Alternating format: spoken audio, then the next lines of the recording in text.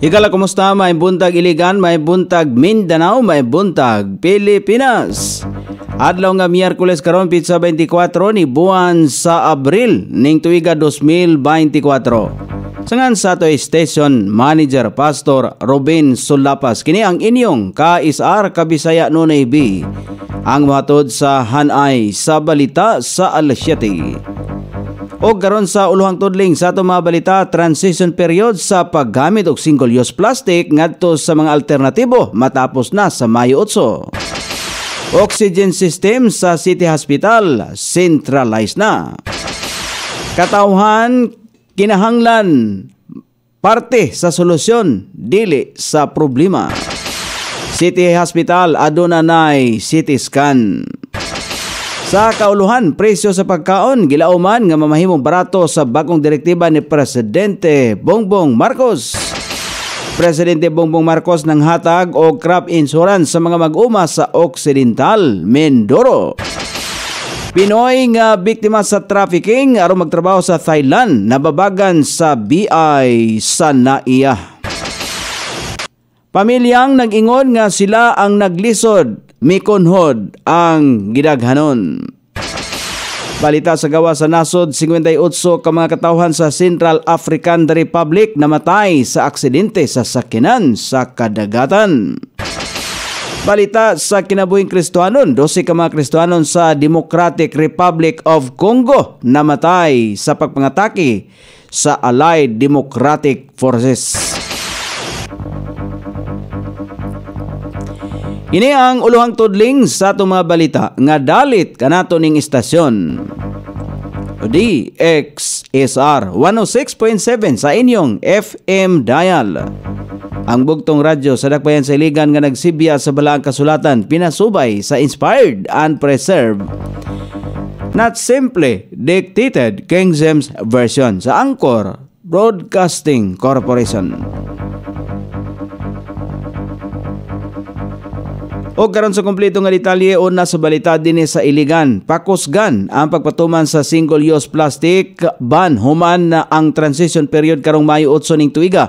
Ang transition period mao ang lugway nga gihatag sa LGU Iligan aron mabalhin og magamit ang mga vendors og customer gikan sa single-use plastic sama sa plastic cups, disposable nga mga kutsara og tinidor, styrofoam o plastic containers, plastic bags, stirrer o straw ngadto sa paggamit o mga bag, sudanan, tumbler o containers nga hinimo sa papel, stainless o materyales nga magamit pa pag-usab. Tinguha sa LGU Iligan nga maminusan ang plastic nga basura gatusan katuig ay madunot ang plastic nga basura o mukontamina kini sa tubig o sa yuta. Gi-instalar na ang mga tubo o makina sa bungbong sa City Hospital nga maoy kuhaanan og oxygen sa mga pasyente nga magkinahanglan nini. Adunay mga outlet sa bungbong diin direkta nga magkonektar ang mga doktor og nurse sa aron na mapadali ang paghatag og oxygen ngadto sa pasyente bisan asa kini nga area sa hospital. Gawas nga hamugaway og paspas nga ang paghatag sa oxygen. Magarantihan usab nini ang kanunay nga supply sa oxygen. Tinguha ni Mayor Frederick Siao nga matabangan ang mga health workers nga mapasayon ang ilang trabaho o mamahimong moderno ang mga gamit sa nag-inusarang pampublikong tambalanan ning siyudad sa Iligan. Gihisgutan sa 85 ka mga civil society organizations sa Iligan ang problema sa basura, tubig, climate change o mga posibleng solusyon nini atol sa unang Earth Day Summit sa Iligan kagahapon. Importante nga magsugod ang kabag-uhan diha sa matag individual pinagi sa pagtinabangay o pagpakabana aron nga maprotektahan ang kinaiyahan. Sumala pa ni Regina Salvador Antiquisa, ang Vice Chairman sa Iligan City People's Council. Sa nakalabay nga dekada karon lang nga adunay Earth Day Summit o gilambigit sa LGU ang lain-laing sektor sa paghimo og mga palisya, programa o pagpangita og solusyon aron adunay daghan og insaktong representante ang katawhan. Aduna nay bag-o nga CT scan ang City Hospital. Ang CT scan magamit aron makita ang mga imahe sa bukog o sa sulod nga parte sa lawas sa tao. Apan mas detalyado kini kaysa imahe sa X-ray. Importante kini sa pagsuta sa sakit, samad o paghimo og plano sa pag-opera. Mukabat sa 4,000 pesos ngadto sa 8,000 pesos o mas mahal pa ang pagpa-CT scan sa pribado nga tambalanan. Busa nakita ni Mayor Frederick Siao nga importante nga aduna niini nga ekipo ang City Hospital aron makadaginot og dili na mahasol ang mga pasyente sa pagbalhin sa ilang laing hospital. Usa lang kini sa 22 ka mga bagong ekipo nga gidugang sa administrasyong Siao diha sa City Hospital. Adunay pre-construction meeting nga nahitabo sa Barangay Tomas Kabili. Ang maong proyekto gitumong sa pag-construct og bypass and diversion road daplin sa dagat o coastal bypass road. Ang hiskutanan kon ang nahisgutan nga proyekto ang nagkantidad og 47,525,129 pesos. Ang Congressional Local Chief of Staff Ian Looking ang nagrepresentar sa bypass and diversion road pre-construction atol sa meeting. Ang inisyatiba ang gipasiyugdahan ni Congressman Celso Gomera Arhinsa sa tumong nga makabenepisyo ang katawhan sa Iligan. O karon sa balita sa kauluhan nga mabasa sa nagkalain-laing gula sa pamantalan karong adlaw nga nahipos sa lawak balitanan ning istasyon. DXSR 106.7 sa inyong FM dial. Ang bugtong radyo sa Dakbayan Siligan nga nagsibya sa balang kasulatan pinasubay sa inspired and preserved, not simply dictated King James Version sa Anchor Broadcasting Corporation. Gilauman sa ekonomistang magbabalaod nga si Albay, Representative Joey Salcida nga mas mahimong barato ang presyo sa pagkaon sa bagong direktiba ni Presidente Ferdinand Marcos Jr. sa pagtangtang sa non-tariff barriers sa pag-angkat sa pipila ka mga agricultural goods. Gitumbok sa magbabalaod ang Administrative Order Number 20 nga adunay title nga Further Streamlining Administrative Procedures and Policies and Removing Non-Tariff Barriers on the Importation of Agricultural Products. Sumala pa sa kongresista ang Pilipinas ang usa sa adunay pinakataas nga rate of protection alang sa domestic goods nga adunay protection level nga 27% isip share sa farm receipts sa tanang agricultural goods. Subay sumala pa niya sa naasoing level sa trade protection, dili na makapahikurat kon nganong mahal ang pagkaon sa nasod nga Pilipinon.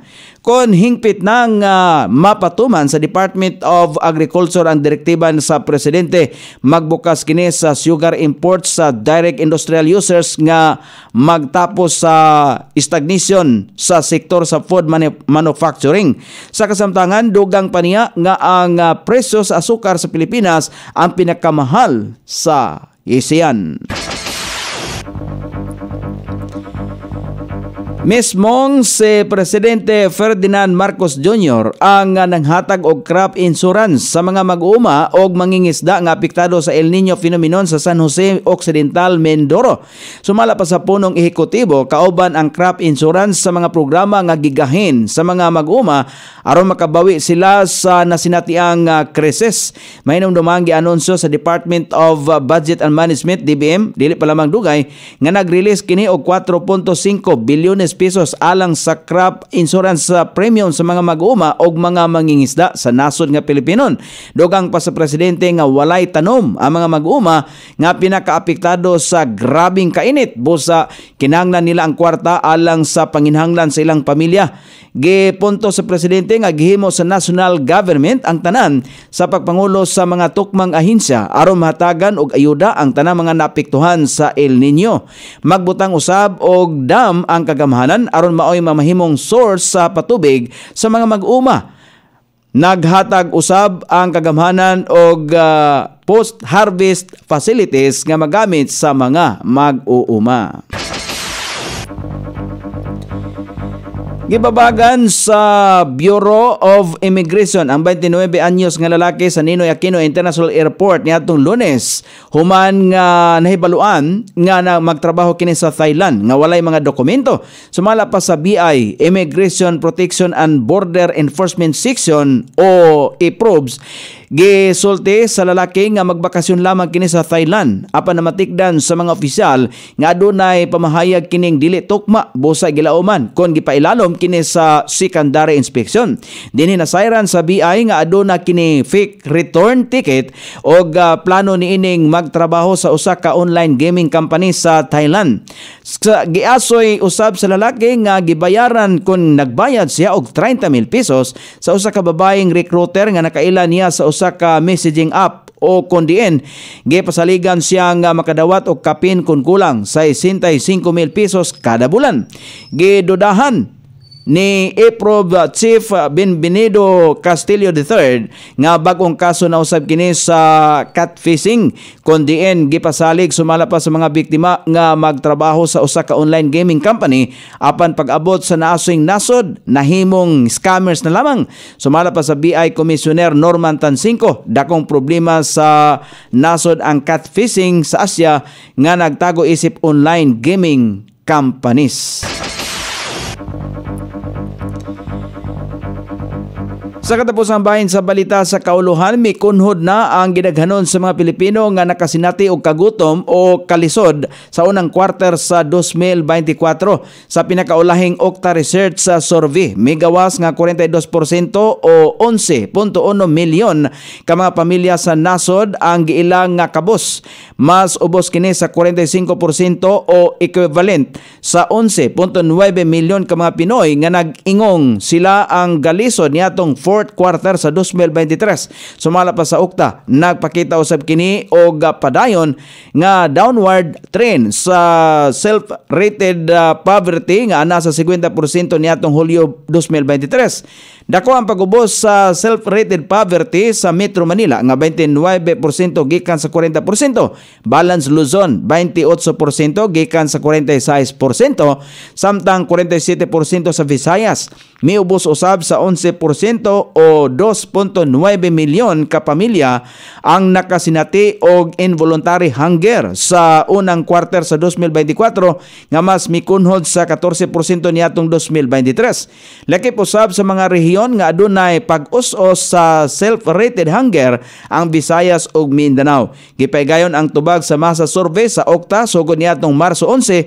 hangtod sa 14 karong tuiga sa 1,200 ka mga respondents nationwide. O karon sa balita sa gawas sa nasod, adunay 58 ka mga katawhan sa nasod sa Central African Republic ang namatay tungod sa aksidente nga nahitabo sa usa ka barko. Sumala pa sa otoridad ang naasong barko naghatod og mga katawhan nga adunay tinguha nga mutambong og lubong. Apan wala nila damha nga sila makatagbo sa ilahang kamatayon sa usa ka aksidentes kadagatan. Gitudlo usab nga ang barko nahimong overloaded hinungdan sa nasong aksidente. Gikataho nga ana sa 300 ka mga katawhan ang natahong nisakay sa naasong barko. Apan padayon pang gipangita ang mga nangawala nga pasahero human sa aksidente. O karon sa balita sa kinabuhing Kristohanon, gipatay sa rebuilding grupong Allied Democratic Forces ang 12 ka mga Kristohanon sa Democratic Republic of Congo. Sumala pa sa mga saksi, ang naasong mga Kristohanon gitigbas o gisunog sa mga rebelde. Apil na ang ilahang mga gamit o mga kabtangan. Sa kasamtangang taho, 12 ang namatay, 7 ang gikidnap, diin 5 niini ang gipatay ug 2 ang nakalingkawas. Ang pagpadayon sa kaso sa mga pagpangluto sa mga Kristohano ni Saka human sa kalit nga pag-atake sa Allied Democratic Forces. O karon sa kahimtang sa pagbanabana sa dagan sa panahon, Intertropical Convergence Zone ang makaapektar sa Southern Mindanao samtang easterlies ang makaapektar sa ubang bahin sa nasod nga Pilipinon. Ang rehiyon sa Davao South Cotabato, Sarangani, Sultan Kudarat, Basilan, Sulo, Tawi-Tawi, Zamboanga del Sur ug Zamboanga Sibugay makasinati sa mapanganuron nga kalangitan. Inubanan sa katag-kataga mga pag-ulan, kilat ug pagpanalugdog, epekto sa Intertropical Convergence Zone. Ang uban parte sa Mindanao makasinati sa panalagsang pagpangdagom ngadto na sa mapanganuron nga kalangitan, inubanan sa patag-patag ang mga pag-ulan, kilat og pagpanalugdog, epekto sa Esterles.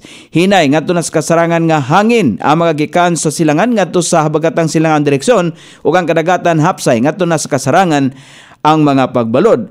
Sukod sa temperatura dinhi sa Dakbayan sa Iligan, ang kabugnawon ana sa 26 ug ang kainiton mosangko sa 33 degrees centigrado. Ang adlaw misilang kaganiha sa alas 5:37 ug mosahop unya sa alas 6:12 sa sayong takna sa kagabhion.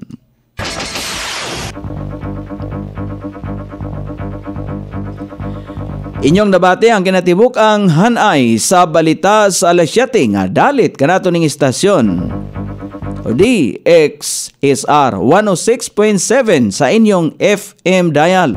Ang bugtong radyo sa Dakbayan sa Iligan nga nagsibya sa balaang kasulatan, pinasubay sa inspired and preserved, not simply dictated King James Version sa Angkor Broadcasting Corporation. Sangan sa tigsuwat sa atong balitang internasyonal o sa kinabuhing Kristohanon, pitjan sa balitang lokal, Coney Island. Sa ato station manager, Pastor Robin Sulapas. Kini ang inyong KSR Kabisaya Nonoy B. Magpasalamat og moingon. Maayong buntag, Iligan.